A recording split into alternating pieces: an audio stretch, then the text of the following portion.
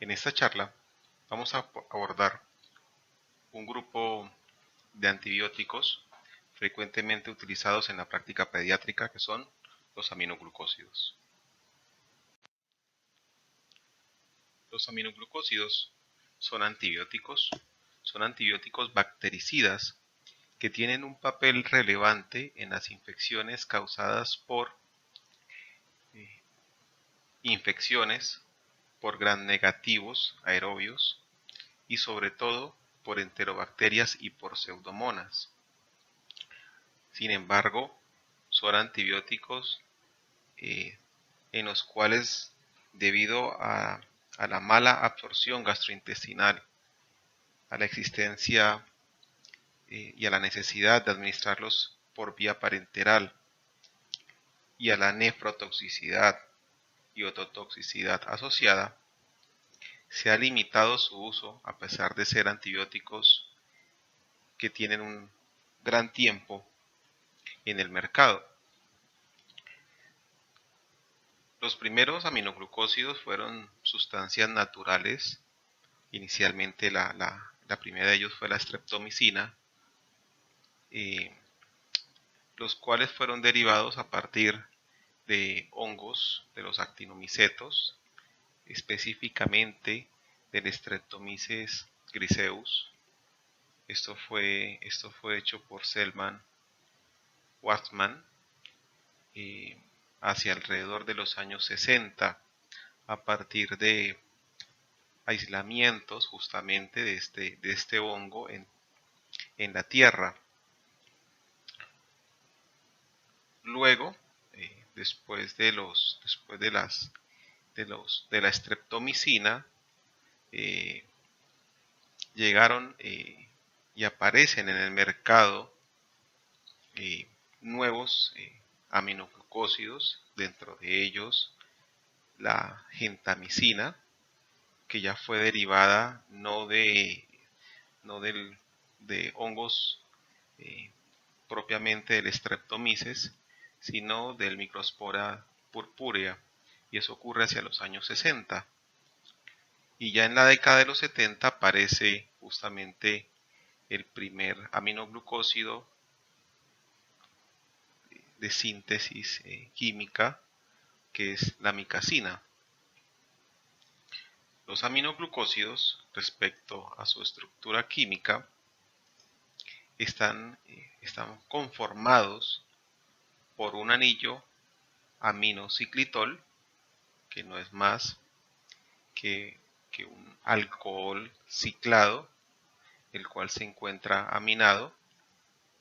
Ese anillo aminociclitol está presente en todos los aminoglucósidos, y ese anillo aminociclitol va a estar siempre acompañado por medio de enlaces glucosídicos a dos o más aminoazúcares.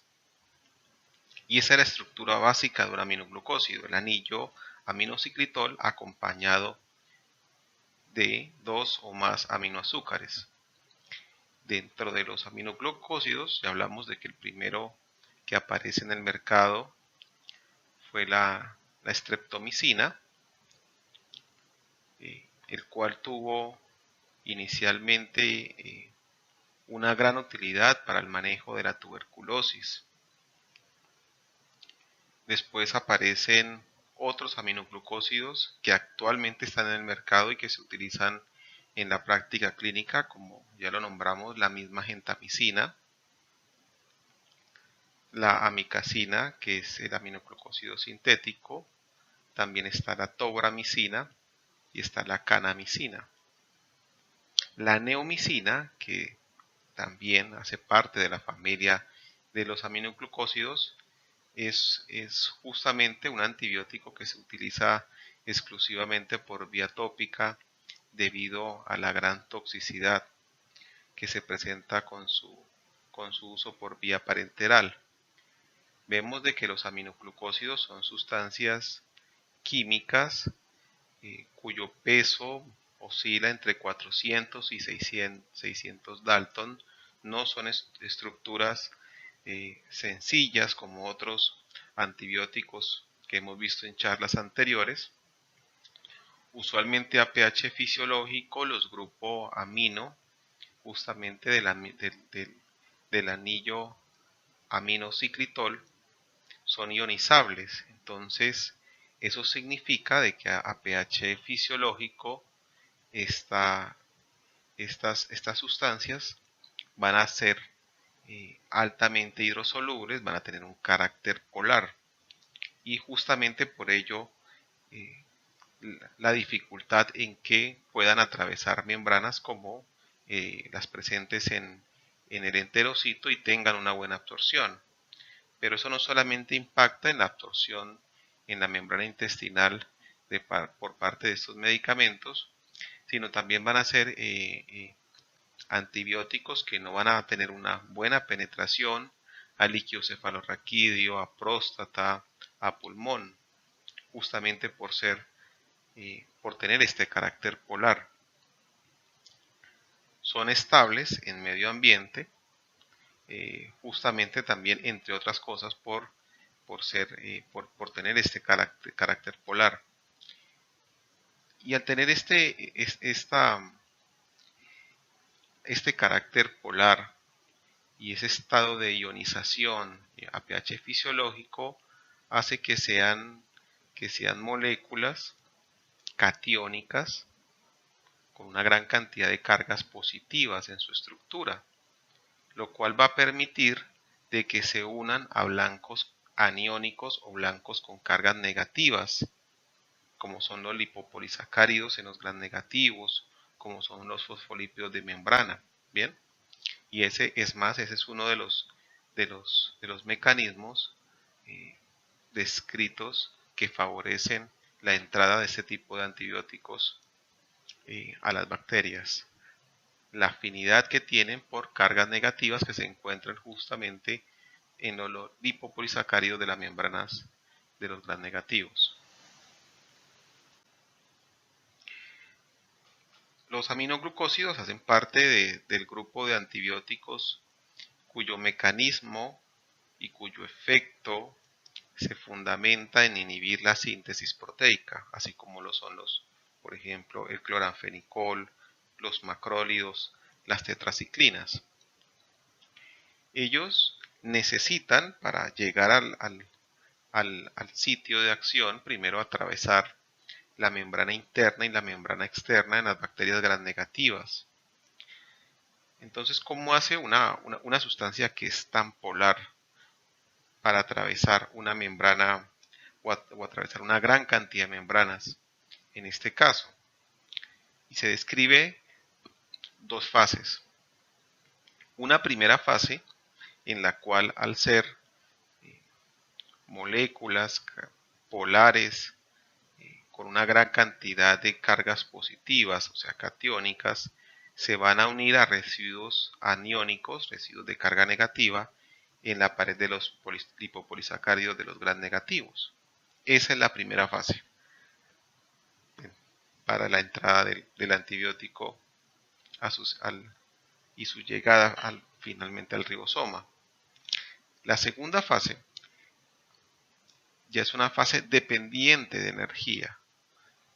Es una fase dependiente de energía donde justamente esta energía proviene de la cadena respiratoria presente en las membranas bacterianas, que va a permitir por transporte activo ingresar el aminoglucósido al medio citoplasmático. Uno de los efectos que tiene los aminoglucósidos en su unión con el ribosoma y alterar la síntesis proteica es no solamente bloquear la iniciación de la síntesis proteica, no solamente bloquear justamente la traslación y llevar a una terminación prematura justamente de la cadena de lectura, sino también puede llegar a a inducir la incorporación de aminoácidos, de una secuencia aminoácida incorrecta, que va a llevar a la formación de péptidos aberrantes, péptidos que no tienen la secuencia de aminoácidos correcta.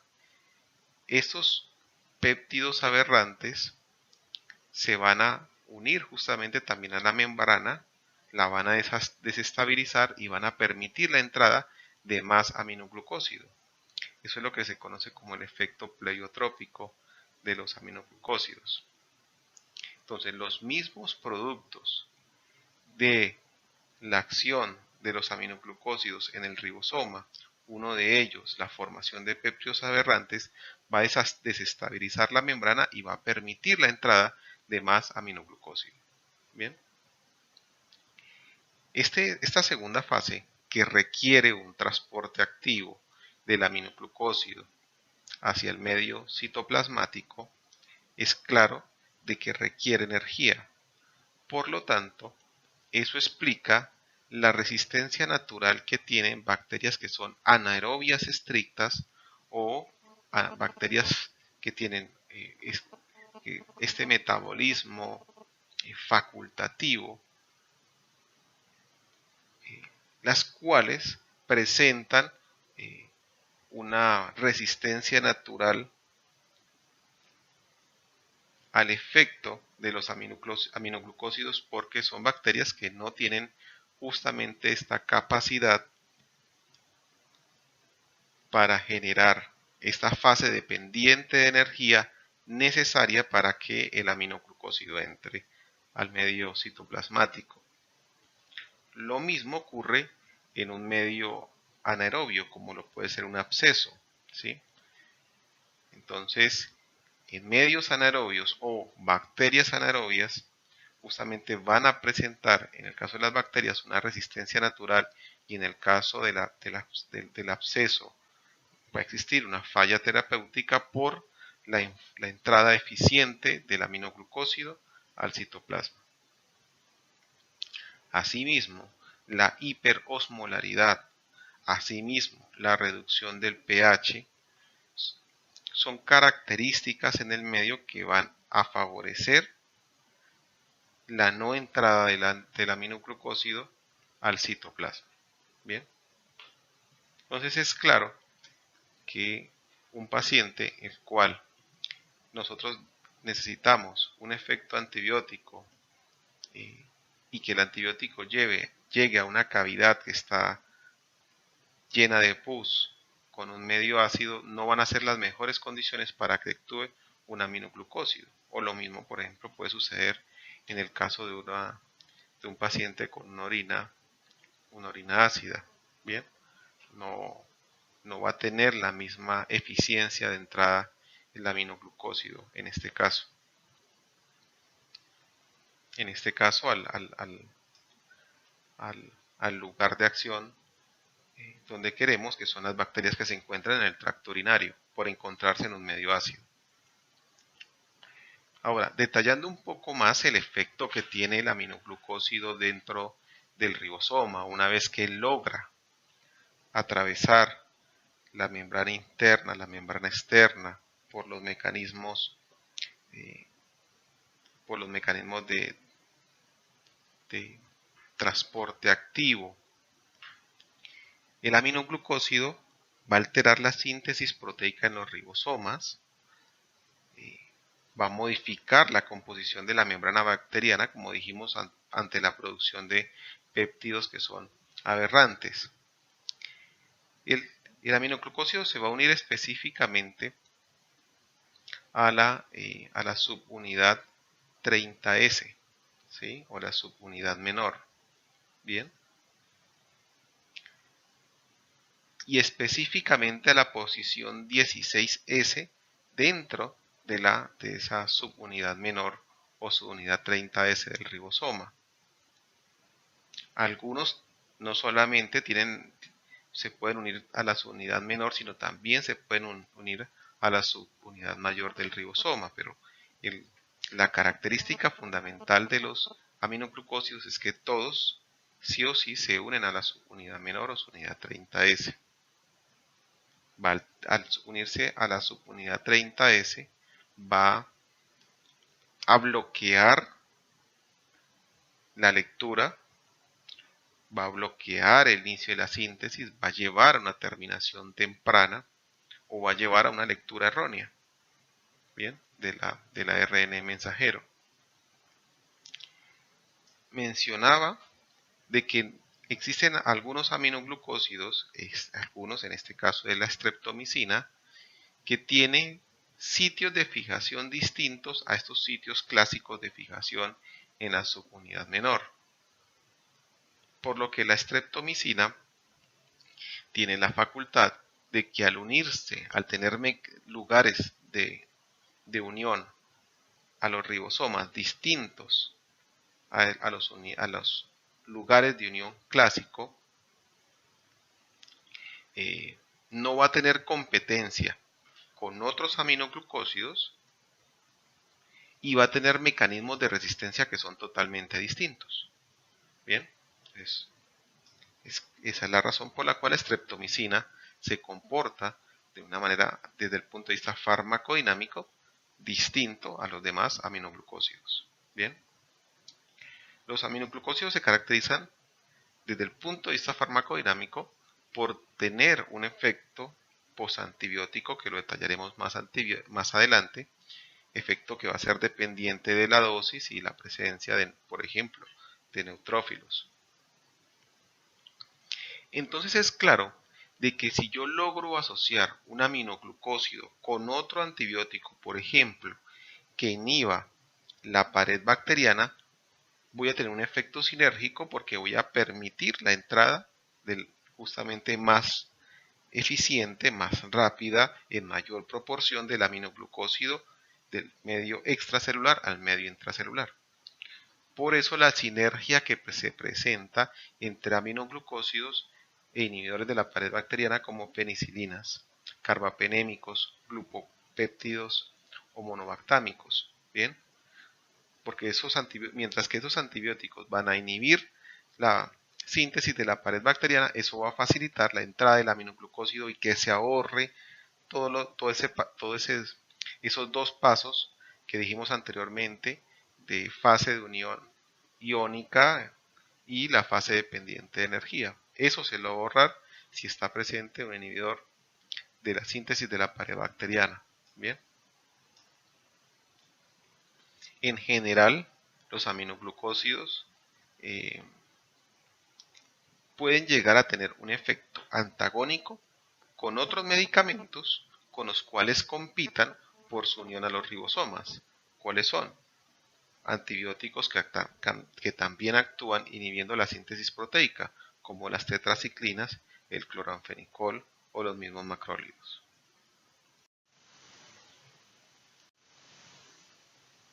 ¿Cuáles son los mecanismos de resistencia que se presentan a los aminoglucósidos?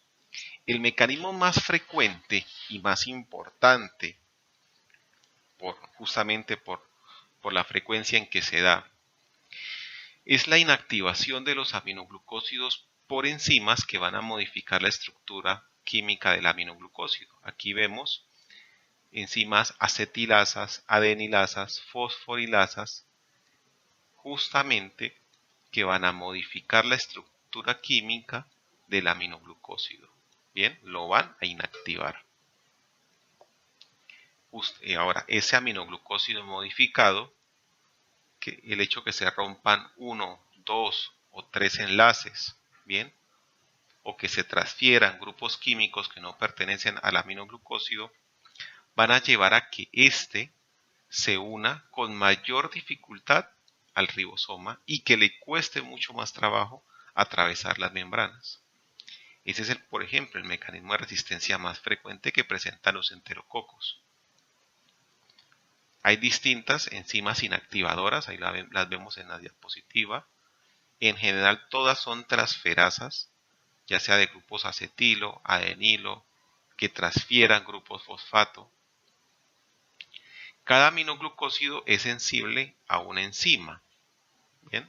Aunque una enzima puede inhibir varios aminoglucósidos. De todos los aminoglucósidos, la micasina es el menos vulnerable justamente a la inactivación química por parte de enzimas. Los genes que van a codificar estas enzimas transferasas son transferidos de bacteria a bacteria por medio de plásmidos. Por ello, la amplia difusión intrahospitalaria que se presenta de estos plásmidos y la alta incidencia de resistencia a aminoglucósidos en el medio hospitalario. En general, la resistencia que se presenta entre los aminoglucósidos es una resistencia cruzada. Bien, cruzada. Y la resistencia se va a disminuir cuando nosotros tenemos concentraciones plasmáticas altas. Usualmente cuando tenemos concentraciones plasmáticas 10 veces superior a la concentración inhibitoria mínima, se observa una reducción ostensible de la resistencia o de este mecanismo de resistencia a aminoglucósidos. Pero no es el único. También puede existir alteraciones en el sitio de unión, alteraciones en los ribosomas que va a hacer efectivamente que se una con menor afinidad al ribosoma. Otro mecanismo de resistencia que tienen las bacterias contra los aminoglucósidos es reducir la permeabilidad de la membrana. Eso es frecuente en las pseudomonas o en los bacilos gram negativos. También se puede llegar a alterar esta fase dependiente, o la segunda fase que es dependiente de energía, desacoplando justamente este tipo de reacciones. Entonces, ya sea alterando el paso por la membrana o inactivándolos de forma enzimática, son los mecanismos que utilizan las bacterias para resistir el efecto de los antibióticos en términos globales.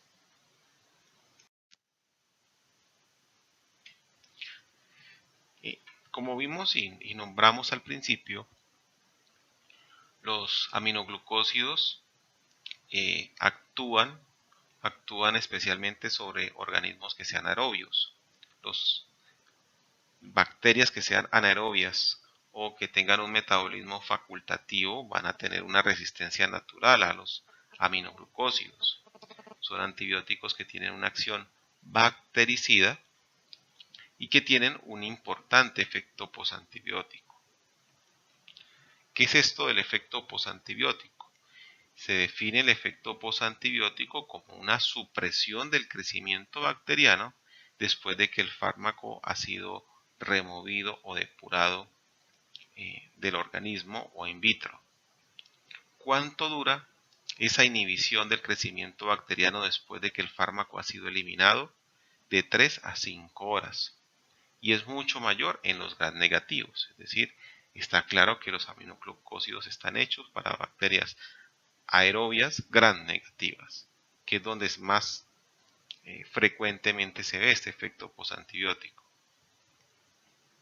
Ahora, entre más alto sea el pico de la concentración plasmática, mayor va a ser la duración del efecto posantibiótico, lo que explica la eficacia del uso de dosis únicas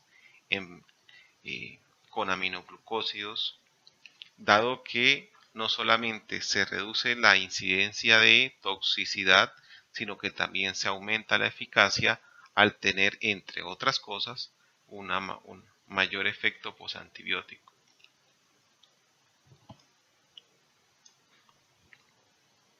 Los aminoglucósidos son activos contra una gran cantidad de bacterias gram negativas. Aquí vemos las concentraciones inhibitorias mínimas de 4 tipos de aminoglucósidos. Primero, frente a bacterias gram positivas, vemos que la gentamicina, si comparamos los que más frecuentemente utilizamos en nuestra práctica clínica, que es la gentamicina y la micacina, la gentamicina tiene una menor concentración inhibitoria mínima, frente al Staphylococcus aureus tiene tiene actividad sobre el Enterococcus fecalis, sin embargo la concentración inhibitoria mínima es muy alta. No es un medicamento de elección para este microorganismo. Ahora, en bacterias gram negativas, frente a bacterias gram negativas, vemos que igual las concentraciones inhibitorias mínimas, por ejemplo, de la E. coli son menores con gentamicina que con amicacina. Lo mismo ocurre con Klebsiella, lo mismo ocurre con Proteus.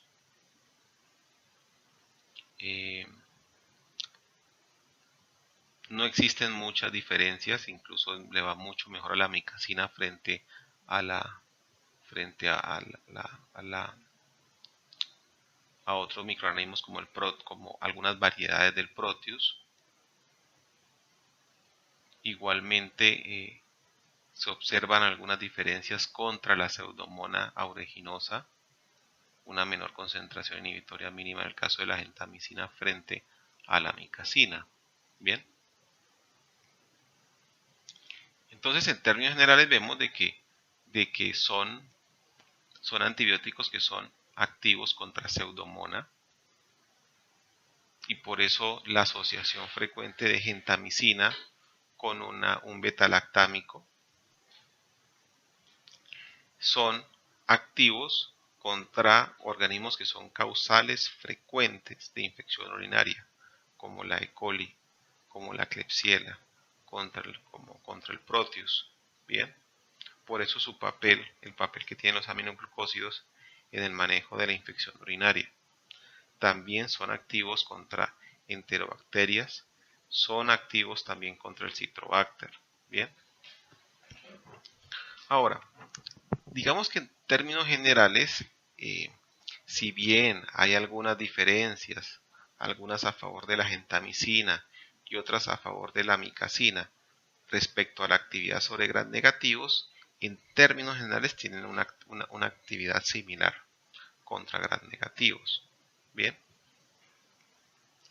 Ahora, entre ellos, por ejemplo, contra Serratia es clara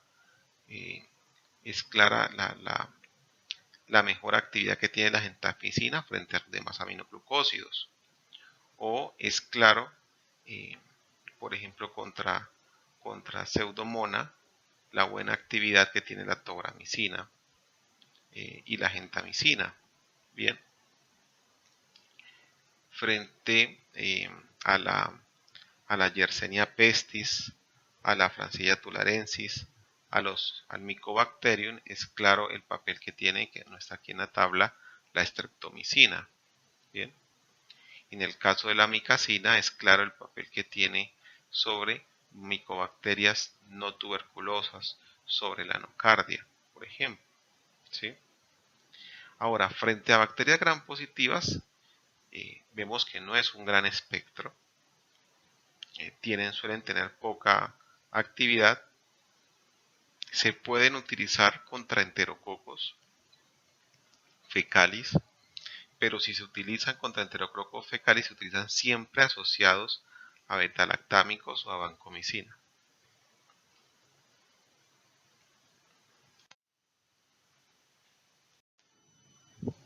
Ahora, al examinar los aspectos farmacocinéticos, nos quedó claro que son fármacos antibióticos altamente hidrosolubles, muy polares, razón por la cual solamente los vamos a encontrar para ser administrados de forma endovenosa o intramuscular. Son medicamentos que tienen un bajo porcentaje de unión a proteínas. Son medicamentos que tienen un bajo volumen de distribución, usualmente, especialmente se concentran en el espacio intravascular. Sin embargo, el hecho que tengan un bajo volumen de distribución no impide que, por ejemplo, alcancen concentraciones adecuadas, por ejemplo, en hueso, en líquido sinovial, en peritoneo, en pleura. Mientras en ojo, en próstata, en secreción bronquial, en bilis y en líquido cefalorraquídeo, el sistema nervioso central, tienen bajas concentraciones respecto a la concentración plasmática. También atraviesan la placenta. Bien. Por vía inhalatoria, eso es particularmente una verdad en el caso de la tobramicina, se alcanzan mayores concentraciones de forma inhalada que por vía plasmática, en el, especialmente no solamente en la pleura, sino también en las secreciones bronquiales. Bien, por eso el papel que tiene la tobramicina en el manejo de pacientes colonizados con Pseudomonas aeruginosa en el contexto de un paciente con fibrosis quística. Bien, son medicamentos que alcanzan muy bajas concentraciones intracelulares.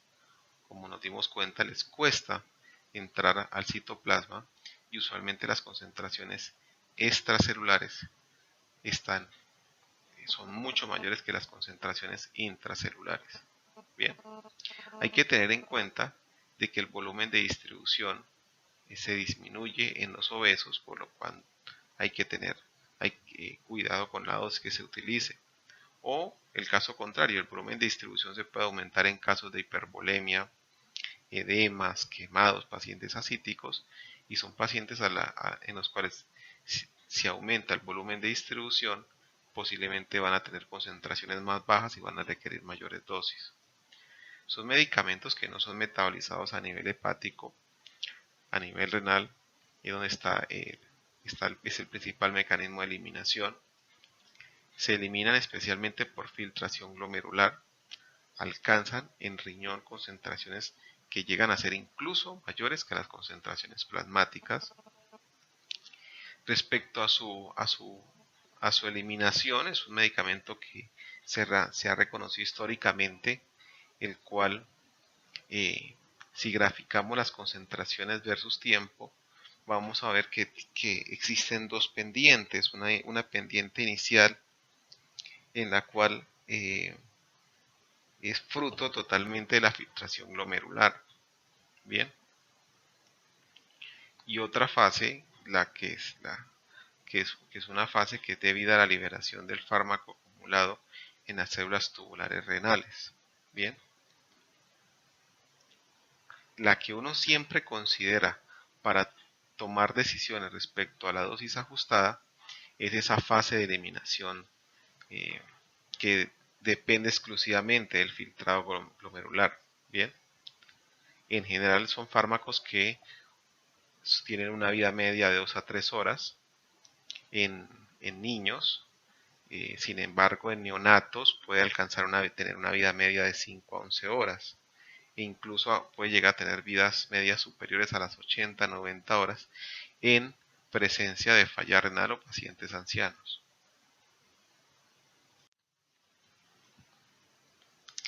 Ahora, aquí vemos entonces los tiempos de vidas medias, vemos un gran porcentaje de fármaco eliminado en orina y que son medicamentos que la gran mayoría tienen un tiempo a la concentración máxima que llega hasta la primera hora. Veíamos entonces que son medicamentos que dependen mucho entonces del estado del riñón para su depuración. Por eso, en presencia de falla renal, una opción es disminuir las dosis y además de disminuir la dosis, aumentar el intervalo de administración. Bien, son las dos estrategias que utilizamos en la práctica clínica para ajustar la dosis de aminoglucósido según la función renal.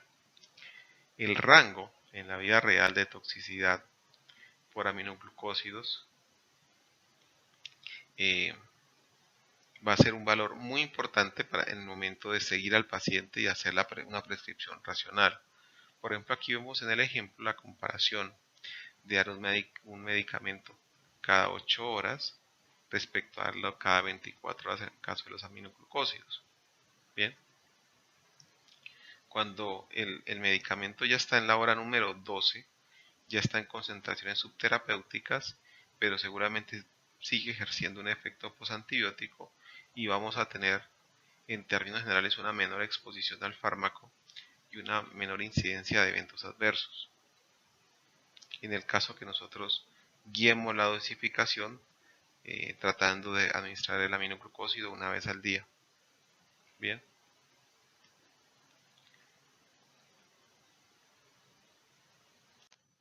Entonces esas son las bondades de administrar una dosis única diaria de aminoglucósidos. Vamos a tener una mayor eficacia bactericida, vamos a tener una reducción en la resistencia y vamos a tener una menor toxicidad renal. Todos los aminoglucósidos tienen un espectro antibiótico similar como vimos anteriormente. Los aminoglucósidos se utilizan en pediatría como manejo del paciente hospitalizado con una infección urinaria asociada a pielonefritis o una infección urinaria asociada a un mal estado general y que cumple los criterios de hospitalización. También hacen parte o son alternativas terapéuticas en el manejo del paciente con sepsis o con neutropenia febril. Sin embargo, se considera que son alternativas y no son el manejo de elección, porque cuando se ha comparado utilizar monoterapia con betalactámicos versus utilizar betalactámicos asociados a aminoglucósidos, que es la asociación sinérgica que mencionamos anteriormente, se ha visto que no hay diferencias en la mortalidad que sean clínicamente significativas. Bien, entre utilizar monoterapia con betalactámicos a una terapia combinada. Y sí existe un aumento en la nefrotoxicidad en los pacientes que usan la combinación frente a aquellos que utilizan monoterapia con betalactámicos.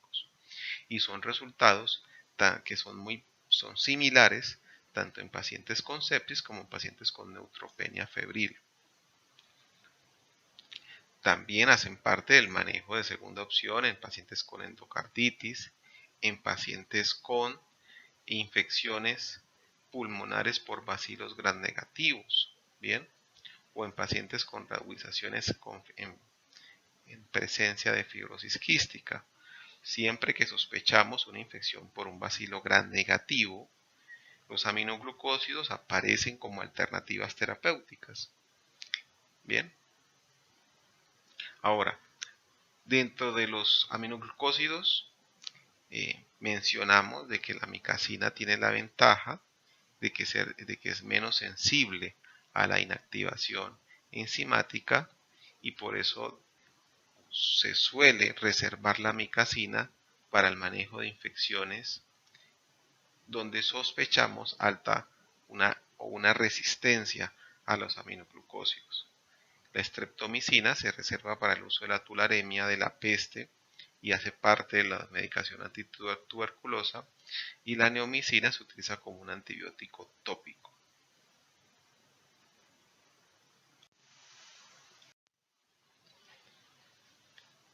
También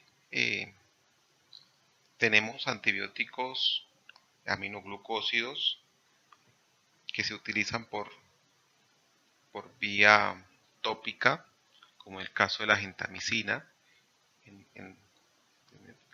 cuando sospechamos conjuntivitis o otitis externas por estafilococo o por pseudomonas. El caso de la tobramicina cuando sospechamos conjuntivitis por pseudomonas. O en el caso de la neomicina cuando se sospecha conjuntivitis o otitis externa por estafilococo aureus y también por pseudomonas. Dentro de los eventos adversos, con la gentamicina se relaciona la neurotoxicidad que se manifiesta con vértigo, con ataxia, con inestabilidad. Se manifiesta también la presencia de ototoxicidad o la presencia de nefrotoxicidad, bien, la cual es relacionada claramente con la dosis y se relaciona con la función basal renal que tenga el paciente. La amicacina produce también neurotoxicidad y nefrotoxicidad, además de ototoxicidad.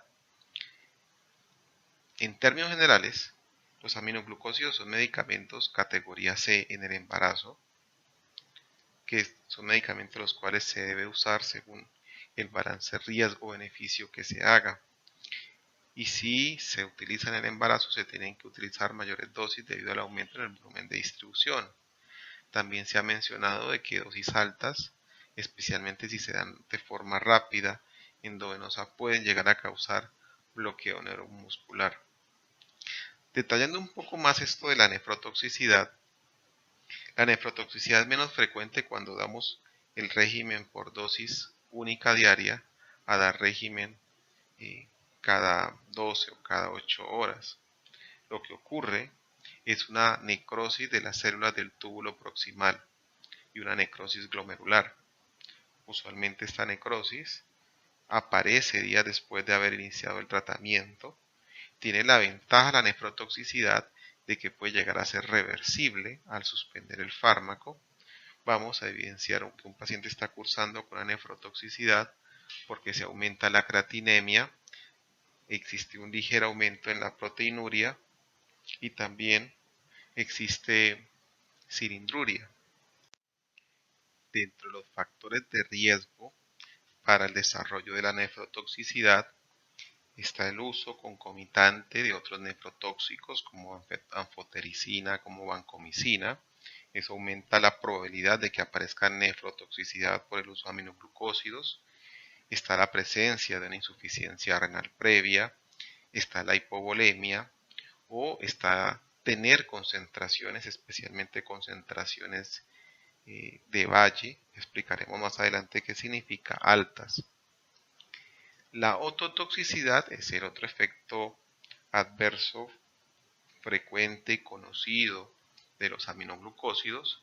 Se alcanza este efecto porque se obtienen altas concentraciones en la endolinfa y en la perilinfa del oído interno, donde se comienza a acumular el aminoglucósido. Se producen lesiones cocleares y vestibulares bilaterales que pueden llegar a ser irreversibles o parcialmente reversibles debido a que existe una destrucción de las células ciliadas sensoriales. Se manifiesta la toxicidad porque el paciente presenta dificultad especialmente en la audición de sonidos de alta frecuencia, especialmente con la amicacina, que después progresa a sonidos de baja frecuencia. Y si hay toxicidad vestibular, además va a presentarse vértigo, ataxia, nistagmus, la cual es más frecuente con la gentamicina. Bien, pues con la gentamicina es más frecuente el daño vestibular, mientras que el daño de las células ciliadas sensoriales es mucho más frecuente con la amicacina, la cual se manifiesta por sordera de acuerdo a la frecuencia de onda de los sonidos, de alta o de baja frecuencia. También los factores de riesgo para el desarrollo de la ototoxicidad es el uso de tratamientos prolongados con aminoglucósidos, la falla renal previa, utilizar otros ototóxicos como la vancomicina, bien, o la misma neomicina, bien, que es un aminoglucósido que es bastante ototóxico. Están contraindicados administrar aminoglucósidos concomitantemente, en el caso de la amicacina, con furosemida, con clarintromicina, con amiodarona, con loratadina, porque en estos casos se va a aumentar las concentraciones del aminoglucósido y se aumenta el riesgo de nefro y ototoxicidad. En el caso de la amicacina se presenta con cidofovir, con anfotericina, para aumentar los riesgos de nefrotoxicidad y por eso esas interacciones. La dosis recomendada de gentamicina en el paciente pediátrico oscila entre 5 a 7,5 miligramos por kilo día. Vemos claramente de que es un medicamento que se puede dar cada 8, cada 12 horas, pero vemos que su efectividad está relacionada con alcanzar una concentración alta en relación a la concentración inhibitoria mínima. Por ello, entre mayor sea el intervalo de administración, va a ser mucho más efectivo, vamos a tener mayor efecto postantibiótico y vamos a tener menor toxicidad. La dosis máxima es de 300 miligramos. En el paciente con fibrosis quística, debido a la necesidad de actuar sobre la pseudomonas, pero también con el condicionamiento en que el aminoglucósido le cuesta llegar a las secreciones bronquiales, nos lleva a tener que utilizar mayores dosis de gentamicina, tanto como 10 miligramos por kilo día, a una dosis máxima de 400. En endocarditis se puede utilizar, no es frecuente su uso, pero a 3 miligramos por kilo día. La micacina se suele utilizar a 15 miligramos por kilo día cada 24 horas, teniendo claro que la dosis máxima es de 1500 miligramos. Y en fibrosis quística se duplica esa dosis hasta 30 miligramos por kilo día cada 8, cada 12 horas. Bien, para el manejo de micobacterias no tuberculosas se utilizan dosis un poco más amplias, desde 7,5 hasta 15 miligramos por kilo día cada 24 horas. Por último, detallemos un poco el monitoreo de la gentamicina. La gentamicina es un medicamento que no se puede administrar rápido. Vimos de que uno de los problemas que pueden ocurrir es el bloqueo neuromuscular. Se debe administrar diluido en 30 minutos. Es un medicamento en el cual se debe monitorizar las concentraciones, la concentración de valle y la concentración pico. Que es la concentración valle? Es la mínima concentración o la concentración más baja que alcanza el fármaco durante su administración. Es claro que la concentración más baja que alcanza un fármaco durante su administración es justamente antes de la siguiente dosis. Eso se llama concentración de valle. Y concentración de pico es justamente la concentración máxima esperada.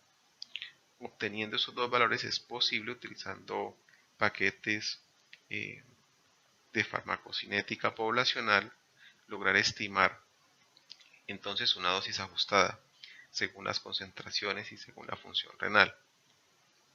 ¿Cómo se toman esas muestras? En el caso de cuando tomar el valle, se debe tomar entre 30 minutos a una hora.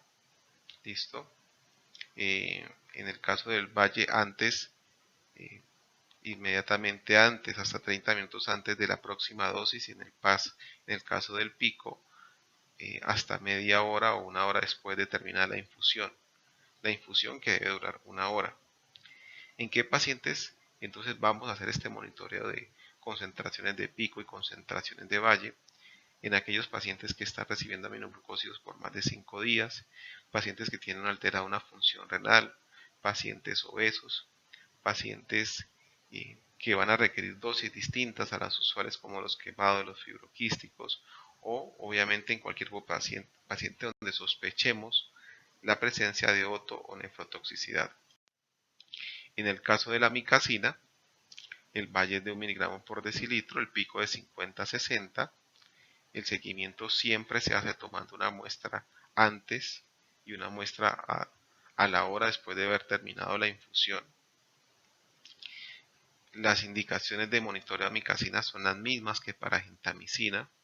Tener cuidado con la micacina porque siempre se trata de dar separadamente, dado que puede precipitarse si se administra con otros fármacos. Bien, estas son las fuentes de información y esta fue la clase acerca de aminoglucósidos.